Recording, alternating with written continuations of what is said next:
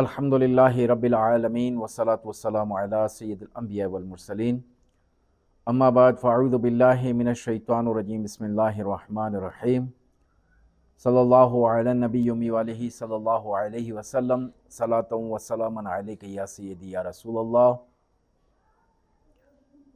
नाज़रीन, रमज़ानुल मुबारक का महीना जलवागर है और अपनी रहमतें और बरकतें लुटा रहा है। रब ताला से दुआ है कि रब ताला हमें इस माह की खूब खूब रहमतें और बरकतें समझने की तौफ़ीक़ अता फ़रमाए, आमीन। आज जो मैं ये वीडियो में जो बता रहा हूँ वो ये कि खुशबू के बारे में, खुशबू के ज़रिए किस तरह इलाज किया जाता है। खुशबू हो या बदबू हो, दोनों अहमियत के हामिल हैं। बदबू के बारे में तो ये है कि ये बाज़ औक़ात मच्छरों को जलाने के लिए, भगाने के लिए, इसके लिए जो है कुछ जड़ी बूटियाँ जलाई जाती हैं, नीम के पत्ते जलाए जाते हैं, उसकी धुनी दी जाती है तो ये मच्छर भाग जाते हैं। दूसरा, अगर जानवरों में ऐसा मर्ज़ लग जाए जो वबाई हो, एक से दूसरे को लगने वाला, तो उस दौरान भी कुछ जड़ी बूटियों की धुनी दी जाती है, जिसकी वजह से ये मर्ज़ आगे नहीं बढ़ता।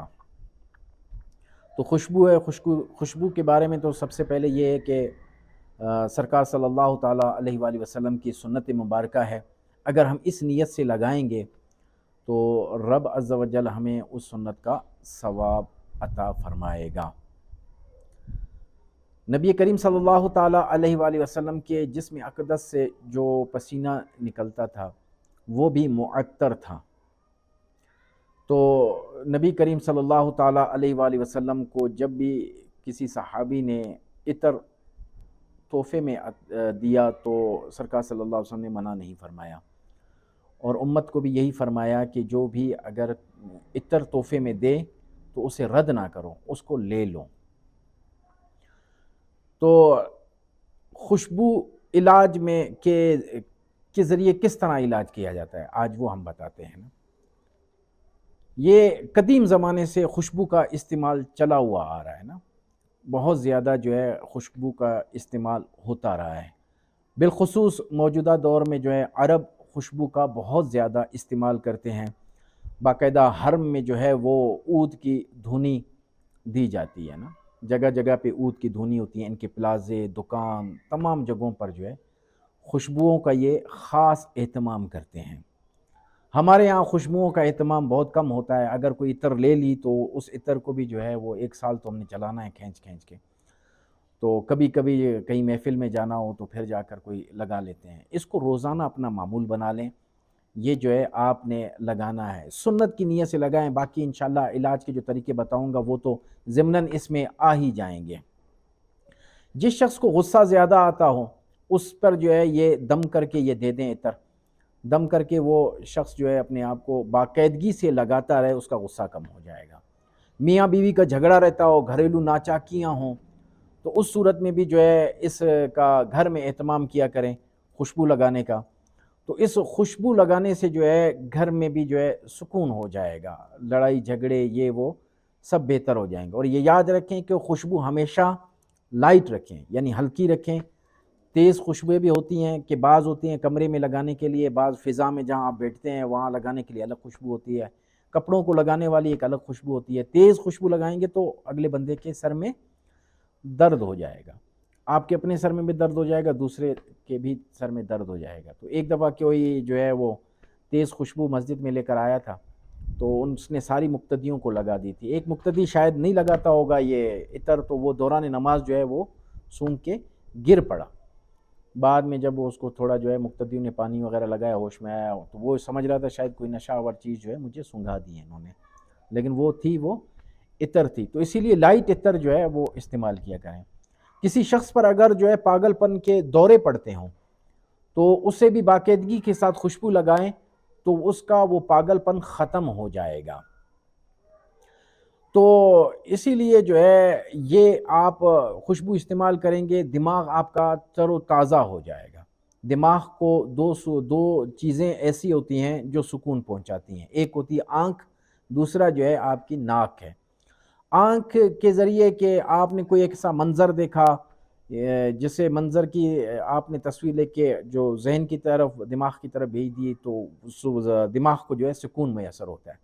اسی طرح سیاح جو جاتے ہیں سیاحت کے لیے تو وہ ایسے مقامات پہ جاتے ہیں جہاں پانی ہو، پہاڑ ہو، جو ہے سبزہ بہت زیادہ ہو، تو ایسی جگہوں پہ جاتے ہیں وہ دیکھنے کے لیے کہ اس منظر کو دیکھنے کے لیے، اس منظر کشی کرنے کے لیے وہ جو ہے اپنے دماغ کو سکون میسر کرنے کے لیے جاتے ہیں۔ دوسرا جو ہے ناک کے ذریعے کوئی خوشبو وغیرہ سونگھتے ہیں تو دماغ کو جو ہے راحت اور سکون ملتا ہے۔ جیسے کوئی دوست آپ کا اگر کوئی عطر لگا کر آ جاتا ہے، وہ اگر آپ سے گلے ملتا ہے تو آپ کا بھی جو ہے وہ صرف اس کی جو عطر کی خوشبو ہے اس کو سونگھ کر آپ کا دل، آپ کا جو ہے یہ دماغ تر و تازہ ہو جاتا ہے۔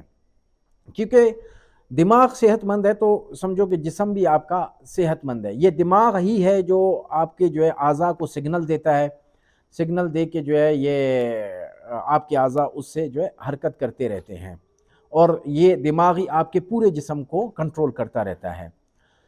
اور پاگل کے پاس تو سمجھو دماغ ہوتا ہے لیکن وہ دماغ جو ہے اس کے جسم کو کنٹرول نہیں کر پاتا، تو وہ پاگل ہی ہوتا ہے نا، پاگل ہے اس وجہ سے جو ہے اس کا دماغ جو ہے کام نہیں کرتا۔ تو اگر کسی کے دماغ میں جو ہے وہ ہو صورتحال تو اس صورت میں جو ہے اپنے دماغ کے تر تازہ رکھنے کے لیے یہ خوشبوئیں استعمال کرے۔